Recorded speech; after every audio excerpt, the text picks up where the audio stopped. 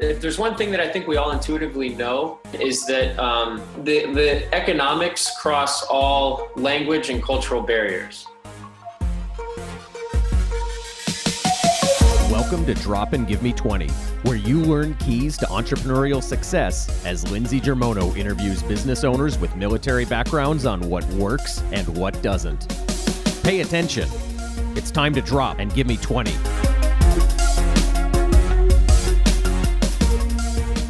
Hi, everyone, and welcome to Drop and Give Me 20. Drop and Give Me 20 was developed by me, Germono Advertising Company owner Lindsey Germono, to showcase the successes, obstacles, and all the background that goes into being a military entrepreneur. While most of our interviewees are military spouses, today I have a very special guest. He is active duty. He has created a very successful nonprofit, and I am so excited to share with our listeners some of the challenges that he has overcome in creating his business. Jonathan Hudgins is one of the owners of Flying Scarfs, and Jonathan, thank you for your time today. How are you? Hi, Lindsey. Yeah, thanks so much for having me. Doing well. In the middle of a PCS move to Korea, so. Wow! Oh my goodness! Listeners can probably relate to that. So things are pretty busy, but happy to have this discussion for sure. Yeah. Well, tell me, when do you leave for Korea?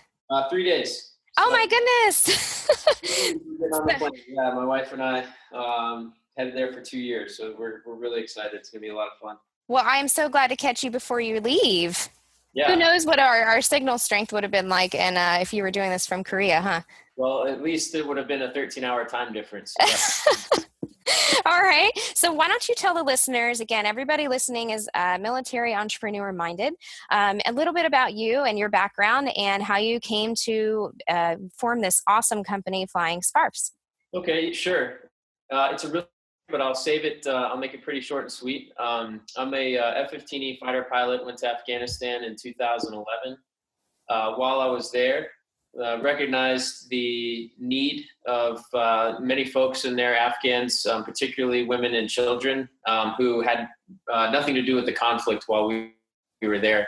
And there was a market, a local village bazaar there that was selling scarves and all kinds of other items that from all over the world. But there was one in particular that was made right there in Parwan province, right outside of Bagram, Afghanistan, that sold handmade scarves and hand-beaded scarves by the local village women. Long story short, the summer before I left, I'd read a couple of books about the concept of social business, basically business for a societal good, but also for profit, kind of two bottom lines there, if you will. And thought that there was a need and a way to help these people more than just through the traditional nonprofit, if you will. So technically we're incorporated as a nonprofit, though that is strictly a legal term where actually we operate as a for-profit business. It's just that our profits go back to the women in Afghanistan and then just ultimately the day-to-day operations of the business. None of the founders make any money from this organization. It was really a project that we did with our volunteer time and turned out to fall in love with the idea and really became passionate about it. And so how many are there of you guys who founded this? Yeah, so it was 4 of us. Myself, a guy named Ryan Bodenheimer, who's captain in the Air Force, actually a current Thunderbird pilot, number 2. Nice. On the Thunderbirds. Another guy, Joshua Carroll, who was the intelligence officer in our squadron at the time. He just graduated from Duke Law School and is headed up to Boston to go work for a firm there. He's still in the reserves, Air Force Reserves.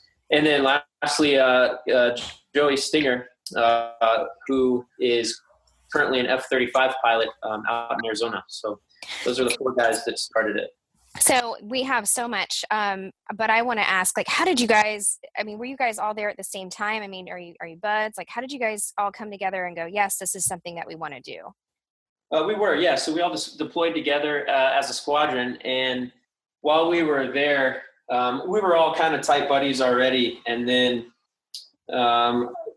Josh and I sort of came upon this idea, and immediately within a day or two brought in Joey and Ryan and said, "Hey, what do you guys think about this? Do you think we're crazy?" And they said, "Well, just crazy enough. This sounds like fun." And so off to the races. And the great piece about it is every single one of us has our own unique talents, abilities, skill sets, background, experience, so forth, that we were able to leverage and could never have done it alone. So if it was just me, for example, no way. This thing would have fallen apart probably in about 2 months or less.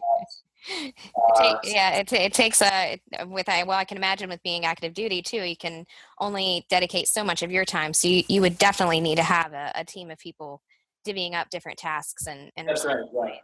So what kind of response did you get over there when you, like, how did your conversations in Afghanistan, I mean, how did that work? Did you just kind of stroll up and go, "Hey, this is what we're thinking," or?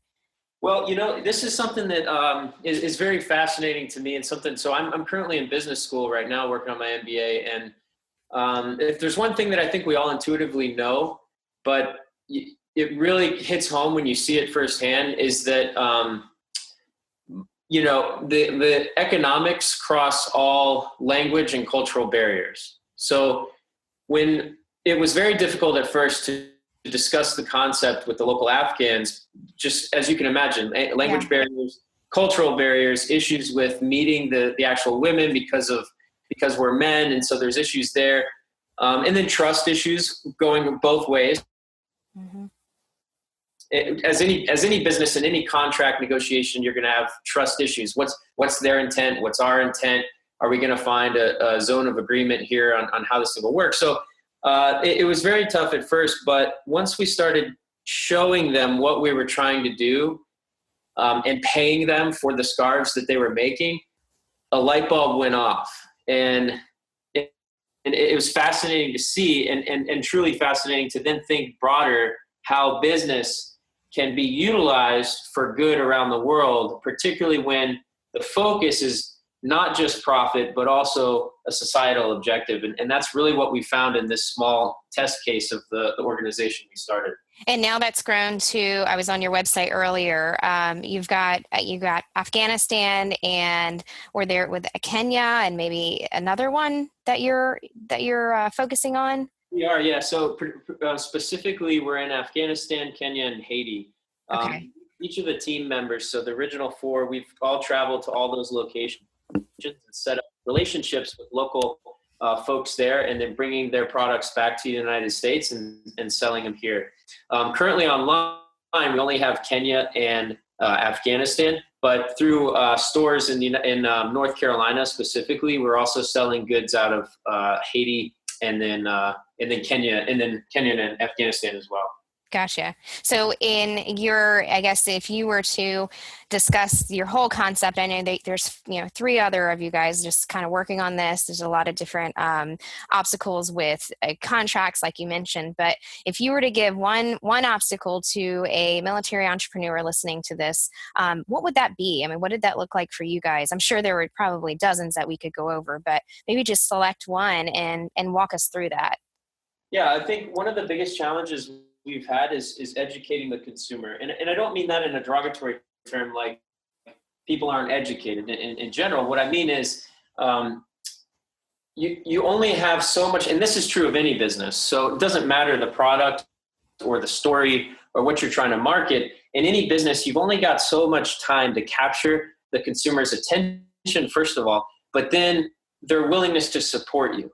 And in our case, we welcome all kinds of support, even if it's just your support on social media, even if it's just passing, spreading the word to family and friends about what we're doing. Of course, we welcome your support in the form of buying our products, because ultimately our products, when you do that, it helps fund the company, and then ultimately the profits go back to the creator, the artisan, or the women there in Afghanistan or in Kenya.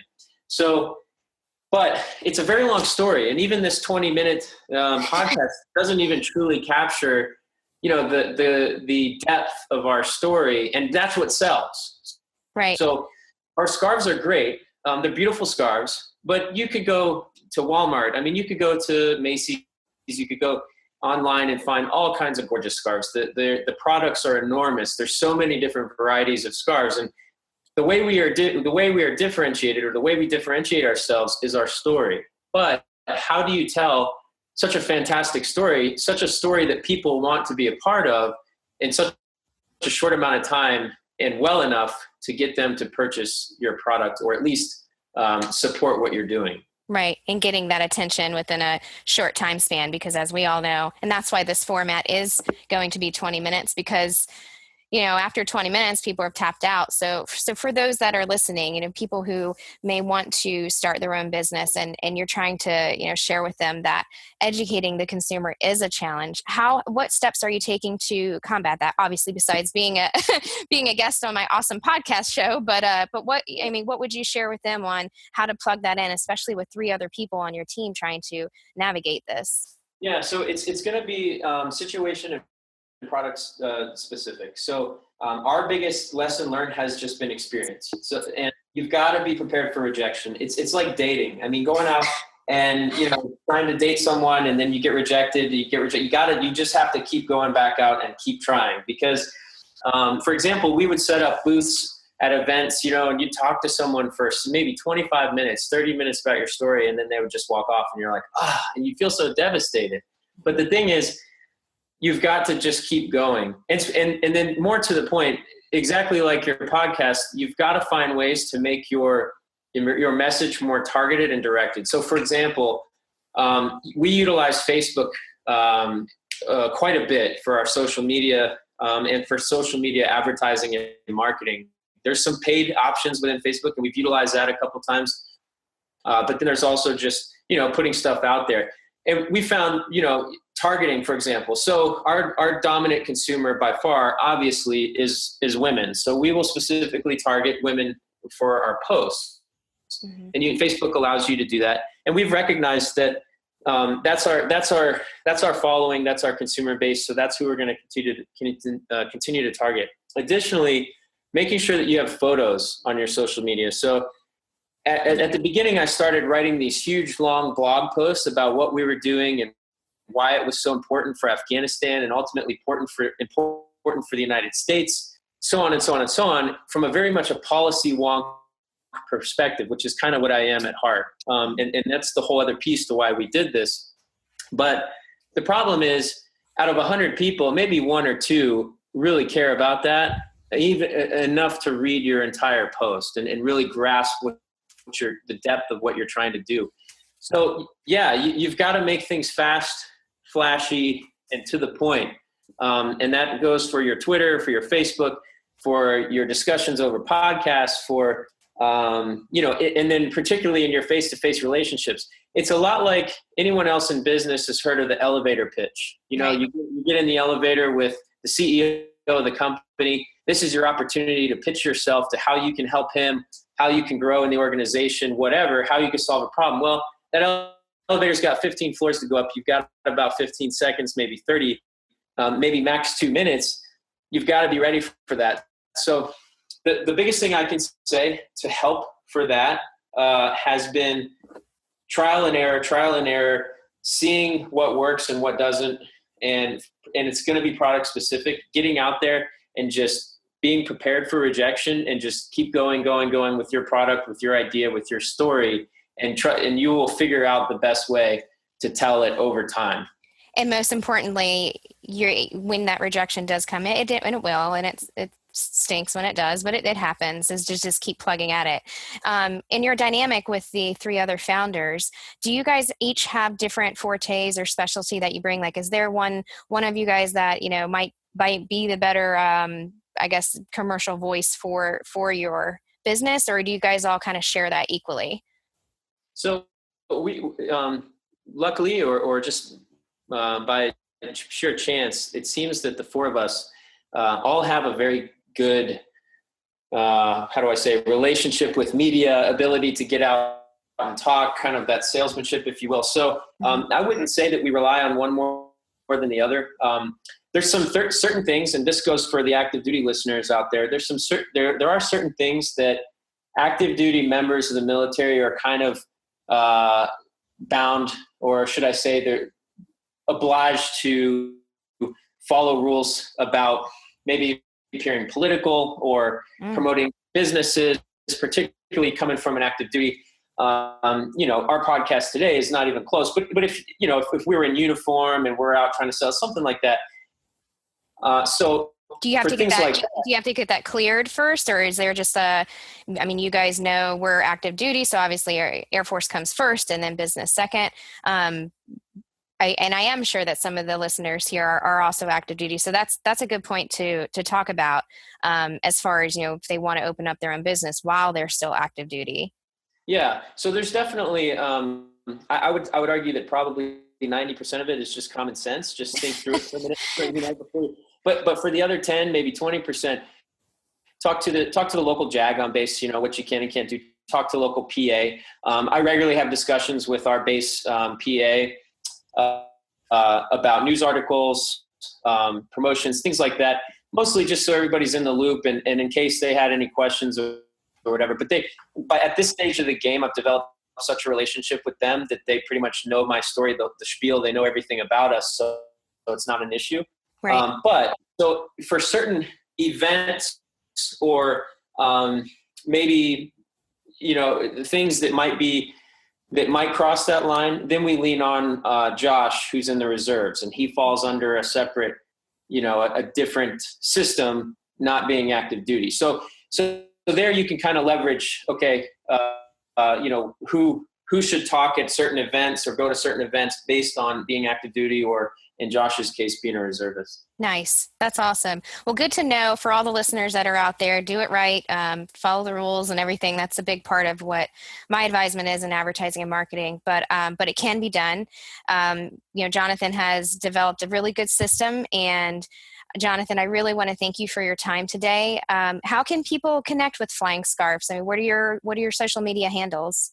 Yeah, certainly. So www.flyingscarfs.com. We spell it a little different. It was a decision we made a long time ago, whether it's right or not.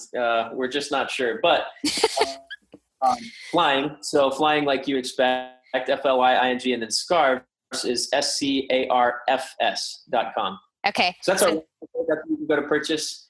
And then Facebook, just search us, Flying Scarfs, spelled the same. And then our Twitter handle is at Flying Scarfs, spelled the same. So you can find us any one of those ways. The website for purchasing a product. And then, of course, Facebook's where we've got all kinds of other information coming out all the time about events and whatever, different stuff like that. So. Listeners, if you don't mind, one of the things that I like to do, just the marketing and advertising guru in me, is please follow all of the pages that our local interviewees have developed. Flying Scarfs is on Facebook, and again, that's FLYING. And then SCARF as in Frank S. So they are on Facebook, they're on Twitter, they have their website, just flyingscarfs.com. Jonathan, it has been a pleasure. I know we could probably talk for, 6 or 7 more episodes. I'd love to maybe reach back out to you more about some of the other things that you're working on, because I know you're very busy, but you got to get to Korea too. So. I do. So thank you so much for your time today. And again, everybody, support your active duty business owners. Go find Flying Scarfs online, learn more about their mission and about educating the consumer. And don't worry about getting rejection. It's going to happen, and I can attest to that for sure. Jonathan, thank you again so much for your time today. And I'm looking forward to following all of your social media feeds and seeing you guys have the success from all your visions and experiences. Hey, thanks, Lindsay, and thanks to the listeners out there. Great to chat with you today. And be safe over there in Korea, okay? Will do. Thanks. All right, bye. Bye. Thanks for listening to Drop and Give Me 20, brought to you by Germono Advertising Company in Norfolk, Virginia. Please visit our podcast in iTunes, click on subscribe, and leave us a review. Your support goes a long way. When you subscribe and leave reviews, it helps the guests on our show as well. Jump in and let us know what you think.